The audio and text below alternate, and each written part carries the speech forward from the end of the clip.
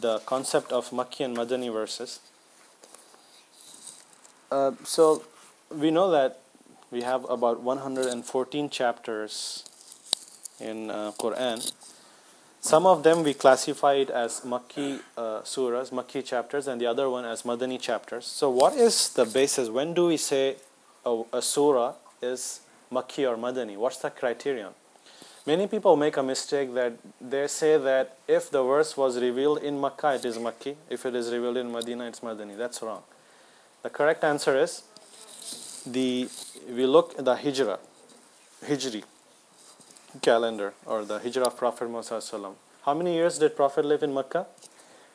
13 years, and then he performed Hijrah and he lived in Medina for 10 years. So what happened? That is the demarcation. Everything that was revealed before Hijrah is Makki surahs and Makki verses, and after that it's Madani. And this is important, such a distinction is important, because what happens is sometimes after, for example, in Medina, he would move to Medina and verses would be revealed there, but sometimes he would come to Makkah for doing Umrah, right, or Hajj. So verses would be revealed in Makkah. Even though the verses were revealed in Makkah, that surah is still called Madani surah, because it was revealed after Hijrah. We'll see some examples. But some surahs can be Makki, Madani, and also verses. Verses is what makes a surah Makki and Madani. But sometimes it's like mix and match. A surah can have both Makki and Madani verses. So based on how much is the quantity more, we make it as Makki or Madani or whatever scholars decided.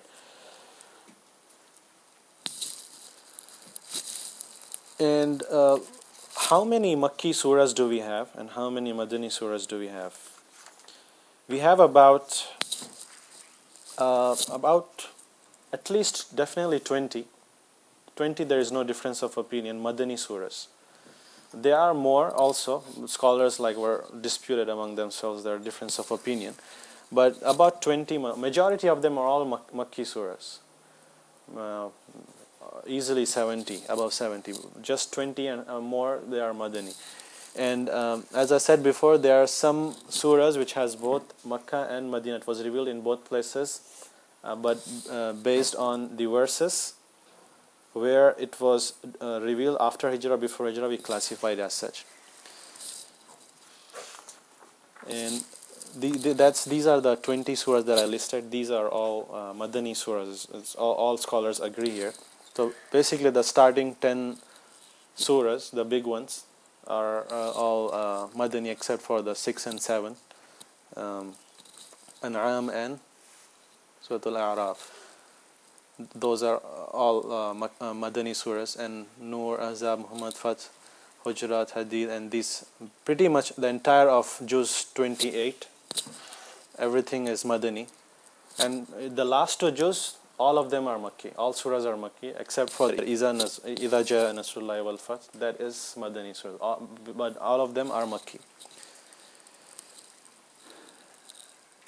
And just a quick comparison, why do we need to know, really,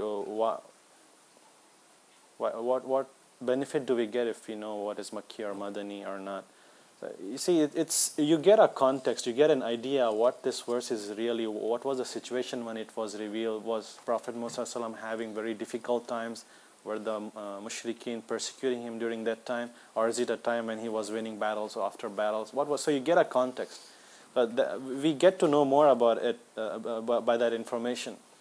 So if you meet somebody, right, you go to a store, or some stranger, if they want to talk to you, what is the first question they ask? Usually they ask where are you from, right? Where are you from? Basically they want to get an idea where this person is from. So based on where this person is from, he gets this concept in his mind that, okay, this person has these characteristics. If he's an Arab, he would be having, such and such characteristics, and so on. If he was, so on and so forth. So you get an idea, basically. That's the whole purpose. And we get a lot of benefits as well. It helps you understand the abrogated and non-abrogated verses. We'll cover that topic that's coming. But I want to highlight the differences of all Makki and Madani. How do they differ basically? And this is the last slide, and then stop with that. Very quickly, Length of verses. Which one do you think is long verses and which one is short? The Makki Madani is longer. You just look at Juz Amma, right? Wadduha, Wallayli, the Saja, Ma Wada. It's a short verses. In one line you will probably have 3-4 verses. So Makki verses are very, very short. And Madani verses are very, very big. 3 lines, 4 lines. And you know Surah Al-Baqarah, how the biggest verse we talked about? How much is it? One verse is whole page. So it's long verses. Average 3, 4, 20. If you take just 28, it's 3, 4 lines per verse. It's too big. And if you notice that sajda of recitation, this is very common in the Makki verses. And also muqatta'at that we mentioned, Alif Lam Mim, Alif Lam Ra, all of them are Makki except for Surah Al-Baqarah and the Surah Al-Imran. All of them have muqatta'at. And you also see that in Makki surahs, you have frequent oaths, Wadduha, Washams, and Wassamai, Wattariq, right? Wal Fajr, all these are the oaths of skies, the nights, the day, and so on. And if you notice in all the Makki verses, Allah subhanahu wa ta'ala mentions a lot about the aqidah of the Muslim itself. It stresses on that, how people should worship Allah, they should refrain from shirk, worshipping from idols, and so on. So that was the main focus of all the verses. Rules of worship, where do you think these are defined? How to make hajj, how to give zakah, how much inheritance to give to your father, all this. So now we get into a lot of details here, right? How to fast, how to offer prayers, how many times, and all those things. That would be Madani verses. Now you're talking about well-settled community, so more detailed rulings would come. So those will be Madani verses. And akhlaq, where would this come? Mainly Makki verses again, because Allah subhanahu wa ta'ala would talk about to have good character, to take care of the poor. You know, in those days they used to bury their daughters, right? The infanticide. So Allah subhanahu wa ta'ala would rebuke them for doing such things. So that was the initial moral good conduct lessons Allah subhanahu wa ta'ala would give. And then if you're talking about Sharia, Allah subhanahu wa ta'ala would reveal lots and lots of rules in Madani surahs. He would talk about the marriage, what are the conditions and how it should be done, the divorce also, what are the conditions, how we should go about it, inheritance, and also criminal system, when should you cut the hands of a thief, and all those things. And stories of the prophets. There are lots of stories in Quran, right? Prophet Musa, Prophet Saleh, so on. Where would this come? Makki surahs. Makki, yeah. All of them are Makki surahs. Most of them actually. Allah subhanahu, because the whole idea is that in these stories, if you if you read them, Allah subhanahu wa ta'ala mentions the trials and tribulations those people went through, right? How tough it was for them. So during that time, Makkah period, Mushrikeen used to persecute them. So whenever Allah revealed verses like this, which were like story based, they would really get motivated, encouraged, and that would lift their iman. So that they would get benefited by that. And then sometimes Allah subhanahu wa ta'ala would mention verses like Ya Ahlul Kitab and Munafiq, the hypocrites. Allah subhanahu wa ta'ala would mention their false beliefs, how they would plot to cause harm to Prophet Muhammad sallallahu alaihi wasallam. So Allah would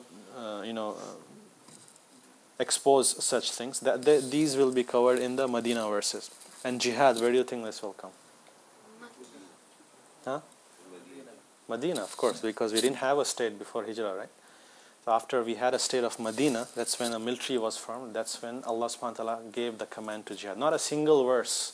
Before Hijrah, there was not a single verse about jihad.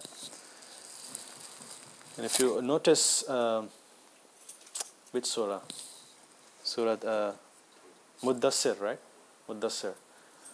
It is a Makki surah, but the last few verses, there's like a big verse in the last that's talking about jihad, a little bit reference to jihad.